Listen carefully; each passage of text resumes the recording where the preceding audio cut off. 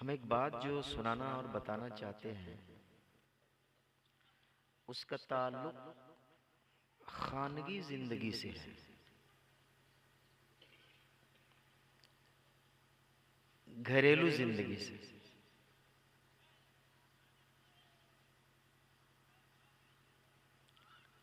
और बराह रास्त उसका रिश्ता अमल से है।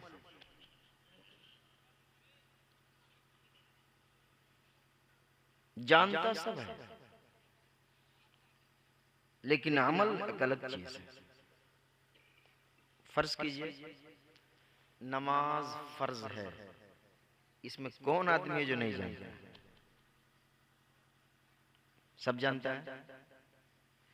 लेकिन मस्जिद में अजान होती है तो कितने लोग रहते हैं?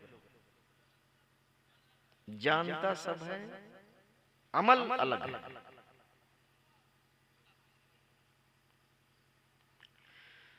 हम गौसे आजम की बात नहीं बताएंगे, गरीब नवाज के अक़वाल हम नहीं पेश करेंगे, सरकार सुरकाही रज़ी अल्लाह तआला अन्हु या सरकार चांदपुर के इरशादात व फरमुदात नहीं।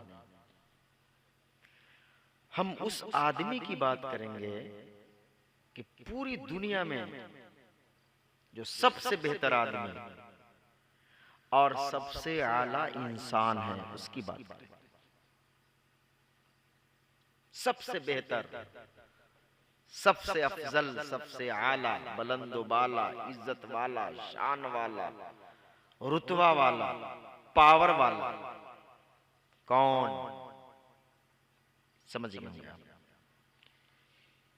सारा जमाना जिसे सैयद आलम नूर मुजस्सम फख्र दो आलम सल्लल्लाहु ताला अलैहि वसल्लम के नाम से जानता और पहचानता है सारा जमाना, उनकी बात करेंगे। क्योंकि अल्लाह पाक का ऐलान है, मेरे पैगंबर की जिंदगी का एक एक हिस्सा और एक एक अदा, एक एक बोली सब हमारे बंदों के लिए नमूने अमल है। सरकार का एक एक उसवा मिला शरीफ में सुनते हैं मगर पता नहीं समझते भी है कि नहीं। नमूने अमल है। मेरे पैगंबर की एक एक बात, उनका एक एक काम ऐसा है जिससे इंसान नहीं इंसानियत संवरती है। पूरी दुनिया में सबसे बेहतर इंसान अगर कोई गुजरा है तो मेरे पैगंबर की जात है। ये मैं नहीं कहता हूं, आदाए दीन और हमारे मुनकिरीन कहते हैं, हम नहीं बोलते। ये मेरे पैगंबर की जात है। सरकारे दो आलम सल्लल्लाहु ताला अलैहि वसल्लम का खानगी मामला, घरेलू जिंदगी कैसी थी, जरा इस पर भी जिक्र होना चाहिए, चर्चा होना चाहिए।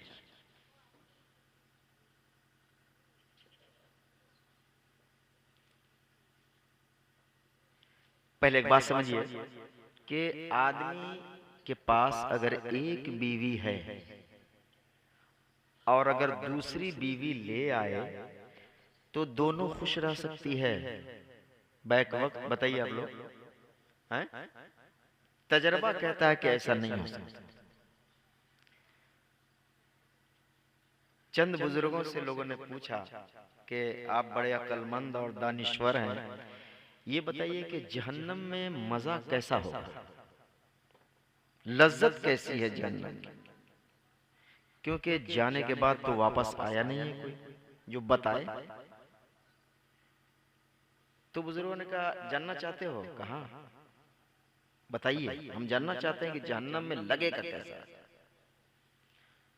तो उस बुजुर्ग ने क्या फरमाया मालूम है? अगर जहन्नम का मजा जानना चाहते हो तो बैक वक्त 2 शादी कर लो, तुमको मालूम हो जाएगा। और कलकत्ता में अगर ये मामला पेश आए तो और जल्दी मालूम होता है। तजर्बा कहता है कि एक बीवी की मौजूदगी में अगर दूसरी खातून बीवी बन के आए तो दोनों कभी खुश नहीं रह सकते। है मेरे सरकार, मेरे पैगंबर का डीलिंग पावर देखिए साहब, कैसा बर्ताव था, कैसा रिश्ता था मेरे पैगंबर का अपनी अहलिया के साथ, अपनी शरीक हयात के साथ। क्या सलूक था, कैसा सलूक,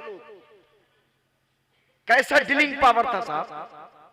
एक नहीं बैक वक्त, एक नहीं, 2 3 4 बीवियां हैं है। और चारों खुश हैं, और चारों सरकारे दो आलम सल्लल्लाहु ताला अलैहि वसल्लम मानो तो जान देने के लिए तैयार है।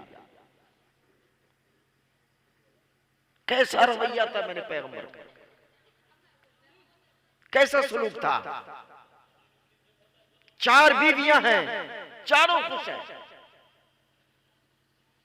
और मकान जन्नत निशान बना हुआ है साहब उनकी जिंदगी से।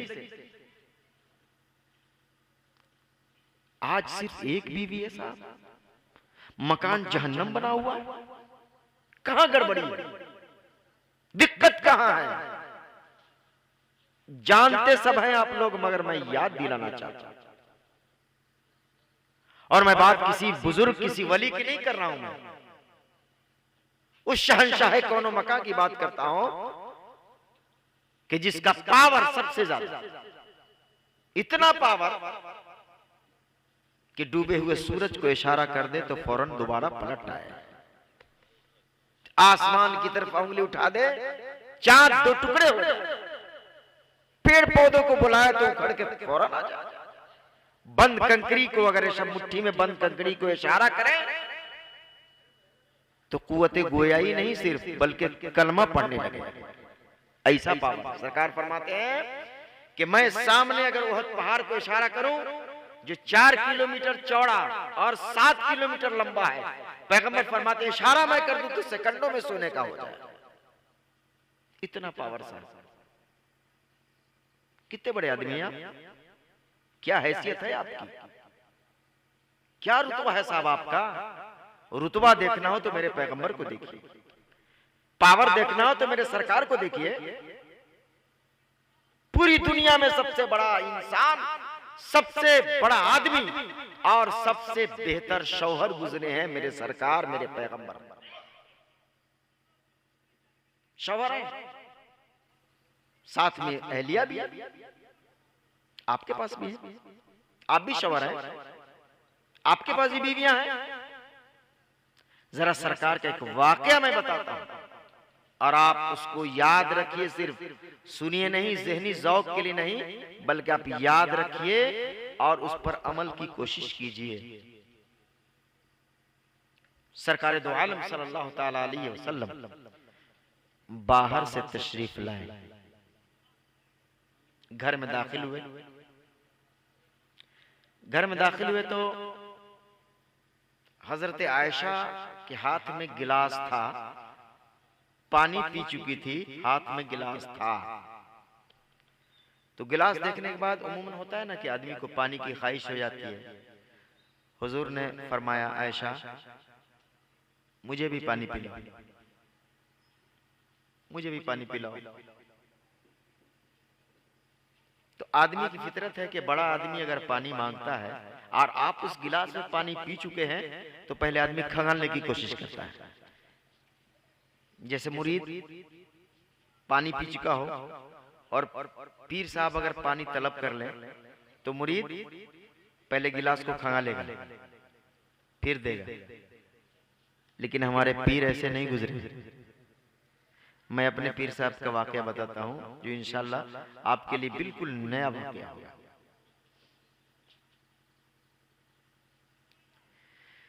हमारे पीर साहब मेरे दादा हुजूर, जिन्हें उनके पीर साहब ने सूफी साहब कहा था और कहते थे बराबर सूफी साहब।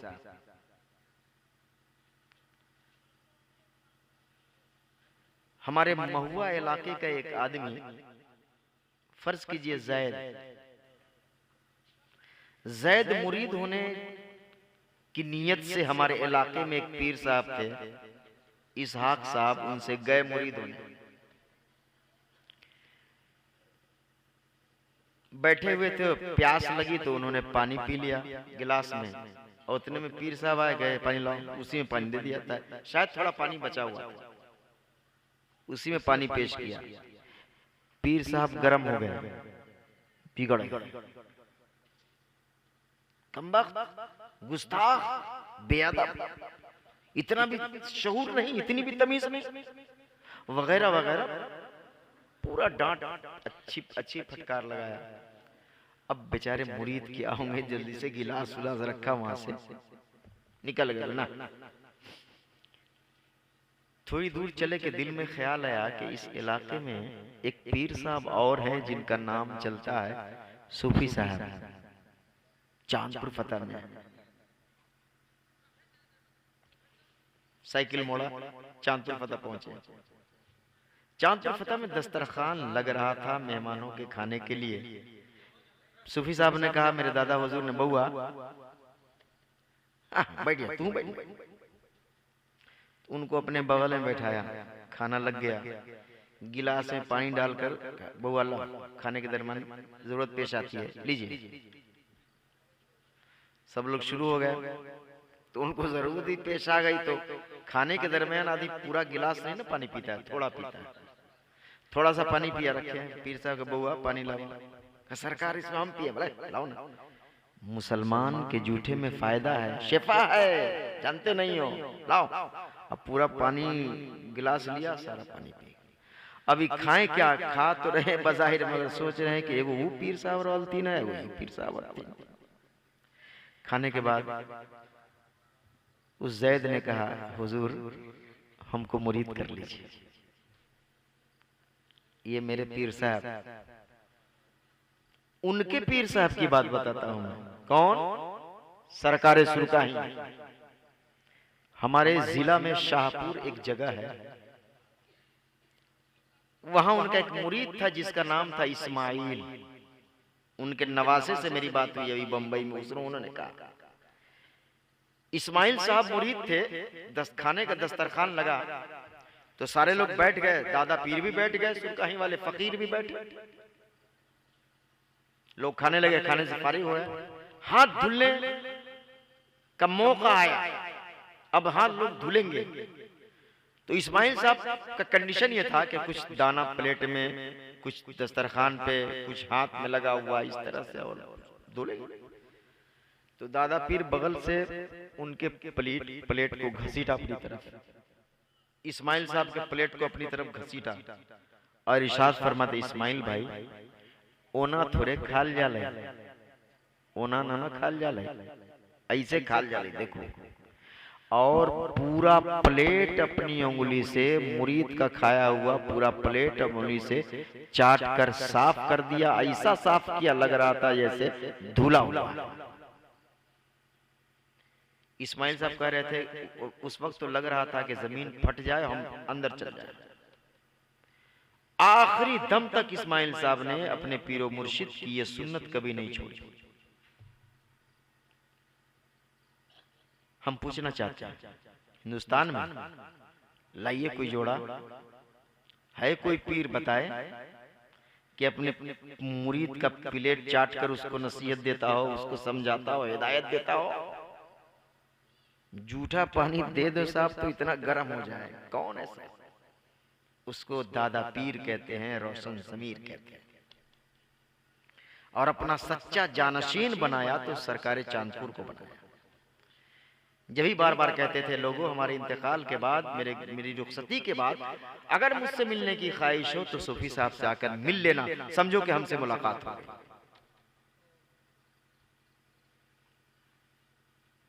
ऐसे दिन फैलाया उन लोगों ने साहब, पूरे हिंदुस्तान में उनके नाम का शोहरा ऐसे ही नहीं है, काम कुछ ऐसा है उनका जिसकी वजह से जमाना नाम ले रहा है और क़यामत तक नाम लेगा, क्योंकि कारनामा ऐसा है।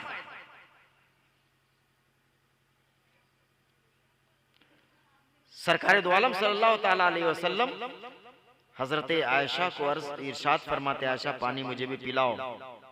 हजरत आयशा ने गिलास में पानी पेश किया, सरकार नोश फरमाया। मेरे सरकार ने गिलास को थामा और तवक्कुफ फरमाया, मेरे पैगंबर खामोश रहे। आयशा इंतजार में है उम्मुल मोमिनीन कि सरकार अब पानी पिएंगे। फिर मेरे आका इरशाद फरमाते, आयशा एक और बात बताओ। बोला सरकार क्या हुक्म हो? मैं आप लोगों की तवज्जो चाहता हूं। आयशा एक और बात बताओ ना। जी सरकार हुक्म कीजिए। बोले ये बताओ कि इस गिलास में तूने किस तरफ मुंह लगा के पानी पिया है?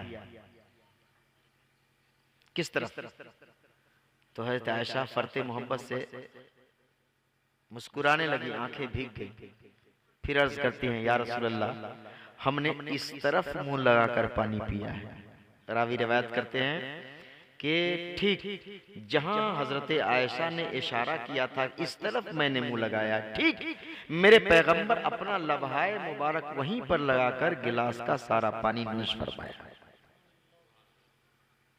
यह है मेरे सरकार की खानगी जिंदगी जो मैं बताना चाहता हूं। यही वो जिंदगी है, यही वो सुलूक है, यही वो बर्ताव है कि जिस बर्ताव और सुलूक की वजह से एक नहीं चार बीवियां थीं, मगर चारों जानिसार थी, जान निछावर करने के लिए तैयार है। आज आपके पास एक भी है, एक है मगर उसमें ही पटरी नहीं बैठी, बनाओ नहीं, इत्तेफाक नहीं है, कहीं ना कहीं गड़बड़ी है। वो गड़बड़ी है कि आपका वो बर्ताव और वो सुलूक नहीं है। जबान से आप चाहे जो बोले मगर आपका अमल उसकी तायीद नहीं करता। मेरे पैगंबर का ये सलूक था। कितने बड़े हैं आप आदमी साहब जो अपने अहलिया के साथ, शरीक हयात के साथ ऐसा बर्ताव करते हैं। याद रखिए, मेरे पैगंबर इतना पावरफुल होने के बावजूद पूरी जिंदगी में कोई ऐसा काम नहीं किया कि जिस काम की वजह से शरीक हयात का दिल टूटे, गजंद पहुंचे, तकलीफ हो। जी, दिलजोई के लिए मेरे पैगंबर कभी ये फरमाते थे, बाहर से आते तो कभी सब्जी बनाती रहती अहलिया, तो सरकार फरमाते, आयशा क्या अच्छा नहीं होता कि थोड़ा आटा हम गूंथ देते? बाहर से आते तो सलाम करने की पेशकश में रहते जी, हमेशा पहल करते मेरे सरकार। रावी रिवायत करते हैं कभी कभी सरकार का और उम्मुल मोमिनीन हज़रत आयशा का सलाम आपस में टकरा जाता था। सूरत सिर्फ यही होगी कि सरकार भी इधर कोशिश में कि मैं पहले, और उधर से हज़रत आयशा भी कोशिश में कि मैं पहले के चक्कर में दोनों का सलाम टकरा जाता था। आप भी तो शवाना है। कौन है इसमें इस्लाम करता अपनी बीवी को? बाहर कभी प्रदेश में चला गया, कभी दिल्ली, बम्बे, अजमेर, घर से फोन गया, आवाज सुन करके समझ गया कि मेरी बीवी का फोन है। हलो एक मर्तबा इधर से हुआ, 2 मर्तबा, 3 मर्तबा उधर से हलो करेगा, कभी अस्सलाम वालेकुम नहीं कहेगा, भागा। जवाब इंतजार में कि बीवी सलाम करेगी तब तो जवाब देगा। यही शौहर का काम है। कितने बड़े आदमी हैं, कितने बड़े आदमी हैं साहब आप। अपने रवैया से अपनी जिंदगी में आग मत लगाइए, अपने घर को जहन्नम नुमा मत बनाइए, बल्कि अपने बर्ताव से अगर घर बिगड़ चुका है तो जन्नत निशान बनाइए। ये मेरे पैगंबर का सलूक। बीवी का सलूक सुनिए। आखिरी बात 5 मिनट की। सरकार दो आलम सल्लल्लाहु ताला अलैहि वसल्लम के अज़वाज मुतहरात में हजरत अबू सुफियान की बेटी भी थी। ये उस वक्त की बात है जब हजरत अबू सुफियान ईमान नहीं लाए थे, मुसलमान नहीं हुए। तो एक रोज सरकार नहीं थे घर पे, आ गए बाप मिलने बेटी से। घर में दाखिल हुए, चाह रहे थे कि बिस्तर पर बैठे, तो हजरत उनकी बेटी ने कहा, अब्बा रुकिए। तो बाप ने सोचा कि शायद कुछ अच्छा बिस्तर बिछाएगी बेटी हमारे लिए। खड़े हो गए।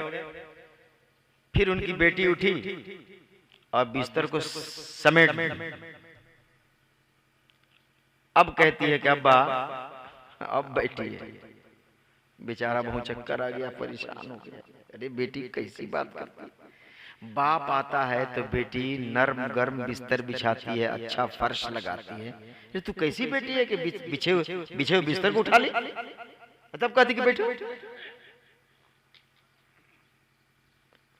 एक बीवी का जवाब सुनिए, शौहर क्या कहता है, कैसा जीना चाहिए, कैसे जीना चाहिए और शौहर के गैबाने में कैसे रहना चाहिए।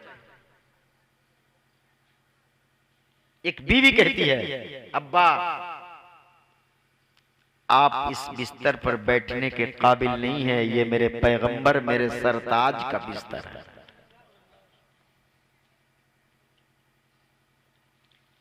मुफस्सिरीन कहते हैं कि बीवी पर लाजिम और वाजिब है कि जिंदगी में कोई ऐसा अमल या कोई ऐसा काम नहीं करे जिस काम पर उसके शौहर को इतराज हो। न उस आदमी से कभी मुलाकात करने की ख्वाहिशमंद हो जिस पर शौहर को एतराज हो, चाहे उसके मैके का कोई भी हो। यह है बीवी का सलूक। आज साहब अगर शौहर मना कर दे रहे तो रे भाई से नहीं मिलना है, ऐसा न पेड़ के रखती है, पूरे घर को बिल्कुल जहन्नम में बना देती। मजबूर आकर थक आ गया, जाओ जाओ जाओ मिल लो ना। ये नेक बीवी का काम नहीं है। तलखिसुल कलाम फी हाज़िल मकाम ये है, मैं खुलासा तौर पे ये बताना चाहता हूँ कि आप अगर घर को अच्छा बनाना चाहते हैं तो पूरी जिंदगी में आप वो काम नहीं कीजिए जो बीवी को नापसंद हो, और बीवी भी वो काम हरगिज नहीं करे जो शौहर को नापसंद हो। बस सिर्फ इस पैटर्न पर चलिए, इंशाल्लाह देखिए फिर मकान का रंग रोगन कैसा बनता है।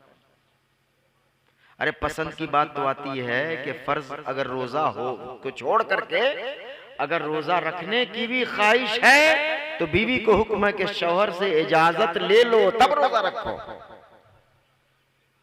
फर्ज के अलावा। साहब दोनों एक दूसरे के हक की पामाली कर करके बच्चों की जिंदगी बर्बाद कर रहे हैं, पड़ोस में इज्जत व आबरू खत्म हो रही है, मान मर्यादा लुट रहा है। क्या कर रहे हैं आप लोग साहब, क्या कर रहे हैं आप लोग। और देखता हूं मौलाना आरब अली साहब तो मैं देखता हूं कोई जाहिल नहीं, सब पढ़ लिखा। हाँ, हम एक कमेंट करेंगे, एक गुजारिश करेंगे ऐसे लोगों के दोस्तों अहबाब से कि आप टुक टुक देखते हैं, आप क्यों नहीं रोकते हैं। पैगंबर ने तो कहा था मन रा मुनकरन फलयुगय्यिर बियदिही व बिलिसानिही व बिक़ल्बी, कि खराब अगर खराबी देखो, गलती देखो, गुनाह देखो तो उसे बज़ोर कुव्वत रोकने की कोशिश करो। ज़बान से रोक, डंडे से रोक। और अगर ज़बान और बाजू में ताकत नहीं है तो कम से कम इतना तो कर सकते हो कि दिल से बुरा जानो और उसको अपने से अलग रखो और अपने आप को उससे अलग रखो। मगर ये कैसी दोस्ती है, ये कैसा रिश्ता है, ये कैसा फ्रेंडशिप है साहब कि गलती भी देख रहे हैं और साथ भी दे रहे हैं, गुनाह भी देख रहे हैं टोक भी नहीं रहे, गंदगी भी देख रहे हैं रोक भी नहीं रहे। ये कैसी दोस्ती है साहब। खबरदार खबरदार, ये दोस्ती नहीं है, आला दर्जे की ये बगावत है, बगावत है। इस बगावत से दुनिया भी वीरान होती है और आखिरत भी उजड़ जाती है। नारे तकबीर, नारे रिसालत, जश्न गौसुल वरा कॉन्फ्रेंस, पीरे तरीक़त, रहबरे राहे शरीयत।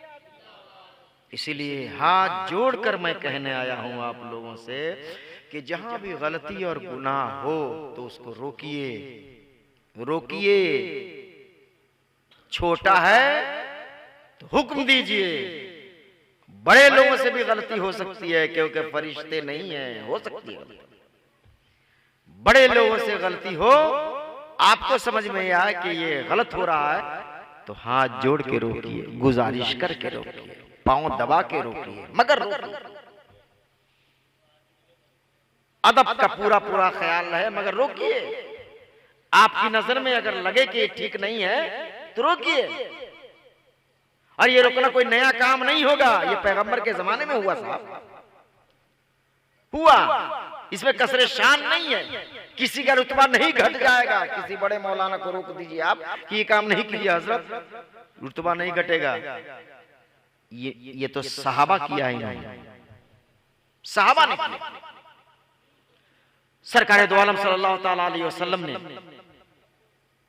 अपने निहायती शान रहीमी और शान करीम का जलवा दिखाया और इरशाद फरमाया, लोगों जागा दो, मन काल ला इलाहा इल्लल्लाह फदखलल जन्नह, जो ला इलाहा इल्लल्लाह पढ़ लिया वो जन्नती हो गया।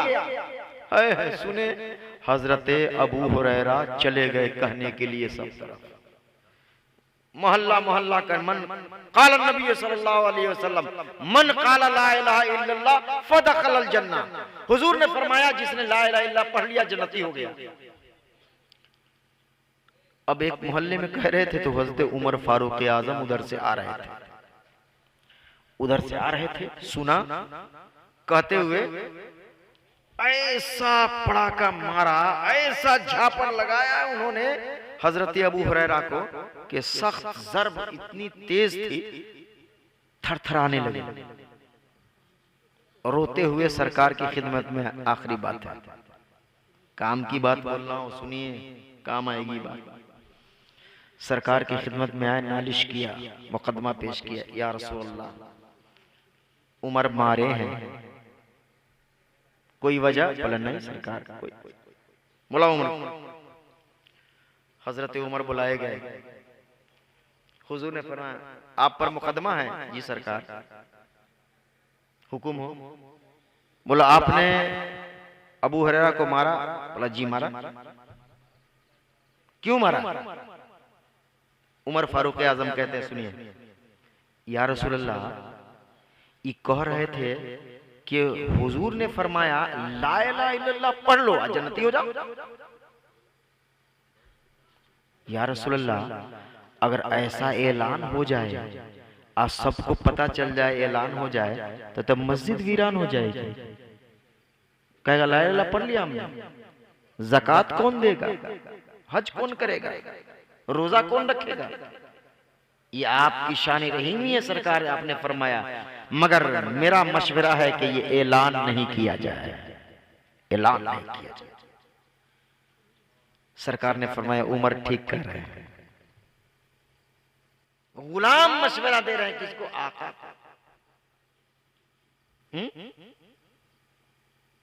आप नहीं मशवरा दे सकते हैं, आप तो गुलाम नहीं है किसी की, मशवरा दीजिए, मजहब ने इजाजत दिया।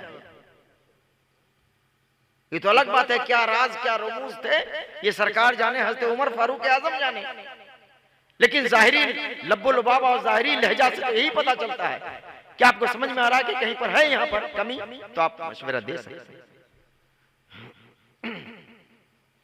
मैं आपके यहाँ कोई कमी हो, आप ये मुझे कि हजरत आए हैं, मगर आपके इस काम से नुकसान पहुंचेगा सिलसिला को, इसीलिए हुजूर इससे परहेज किया जाए।